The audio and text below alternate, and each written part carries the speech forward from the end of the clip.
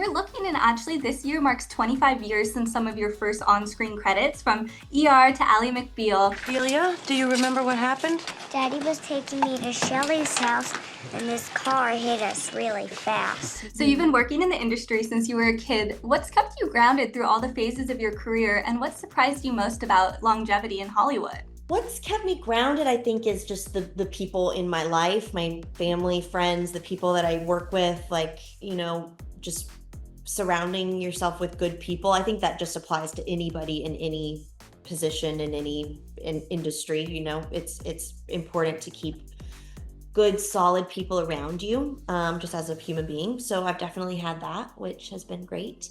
And I started acting and kept acting because I like doing it genuinely for no other reason than I really like it. And so I think that's important. My intentions are very pure with being an actor. And longevity in Hollywood, I don't know, I don't know. I'm grateful to still be here and working and getting to do what I love and branching out into other spaces with the company that I have with my sister. And I just feel fortunate to still be doing what I love to do, and that's all. Do you have a Mount Rushmore of your childhood projects? So like the 4 you would love to maybe revisit? Oh, interesting. God, I don't know. Uptown Girls has been having a moment for, I would say, like the last year, you know? When you work for me, you leave when I say you can leave. For your information, I do not work for you. I am employed by your mother. Oh, yeah? Take a look around. Do you see her anywhere? News flash. You're not gonna.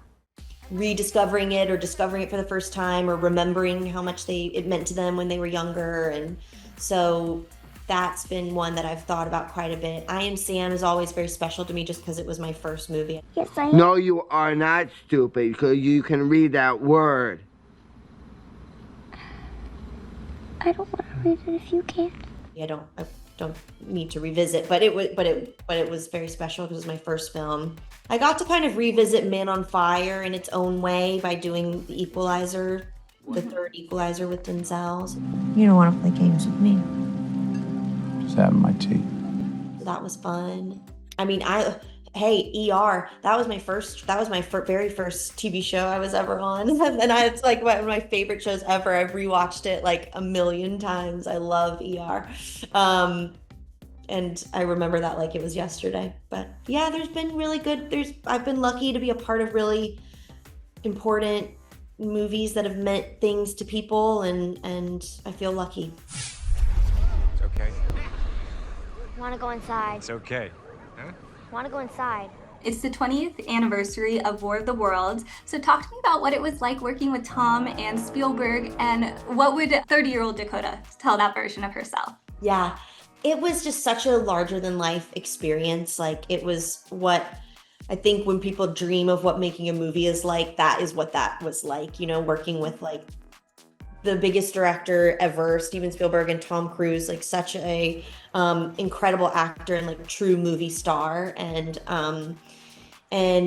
it was just such an amazing experience. Every day was like made special by one of them or both of them. And you're surrounded, the people that they surround themselves with are people who love making movies too. And so you feel that it's like very palpable, the creative spirit and intentions of everyone who works on their films. And what I would say to her, I don't know. I think I would say just to soak it in. This is a once in a lifetime, but I think I knew that, and I really did try to. This will be for you now. You are going to die tonight. What are you talking about? Unless you give it what it wants. 3 things go inside. Something you need, something you hate, something you love. I'm gonna call the police now. You can't do that. You've done a lot of horror, but you said this is very different for you. So talk to me about how you dove in to this genre and how this project was different than all the other films you've done in this space. Yeah, I feel like I've done films that kind of touch on it, like kind of a psychological thriller vibe, but I didn't I didn't feel that I had done something that was properly in the horror genre. And so when this became something that I was asked to do, or reading the script, I was like, oh, that would be fun. It would be something totally different than I've ever done before. And I was a fan of Brian Bertino, and he's obviously very well known in this space and very prolific in it. So I felt like I was being led by somebody that I really trusted, which was super important, and sort of wanted to see if I could do it. Your character receives a mysterious box where she's asked to put something she needs, something she hates, and something she loves. So if you had the opportunity, what would you put in each of those categories? I'm having such a hard time with this. People are asking me, and I'm having a really hard time. I'm like, I don't know. But it would just have to be, I would have to, like, Polly's journey with the box is very deep, right? Like, it's very, like, deep things, and for me, I'm like, I don't know if I have those things. So it would literally, I was like, well, I hate dill. I was like, I'll put dill in the box, like the herb. Like, I hate dill. I think I need my phone at this point. I hate to say it, but I think I do. And I love so many things. It would be too hard. That would be the hardest one to choose, something I love. But, I love it. I think people will be asking that question a lot. Now, we loved that Vanity Fair lie detector test you did with Elle. You auditioned to be on Friends and didn't get the part, but I did. It was different parts. Okay. Yeah. You then refused to watch it. Have you still not watched Friends out of spite? No, I watched Friends now. Is there any role that she's had that you were like a little jealous or wish you would have done? Oh, wish that I would have done. No, we're so we keep everything so genuinely separate, and we're such different people. So like everything that's like the things that are right for each one of us are so clearly right for each other. So it's not when I'll say something, but it's not because like I wish I was in it. I just like see the character's so amazing, and I see my sister so like in her purpose doing it. It's just very like fun to watch. But on The Great, like her playing Catherine the Great in the series The Great. At least they're pretending to. Touche. What? Touche. Do you mean touche? What is it, not touche? No, touche. See? That's great. How smart you are. I like just love that world and the other actors and love her performance so much. So it's not that I wish I was doing it, but it's just like so perfect for her.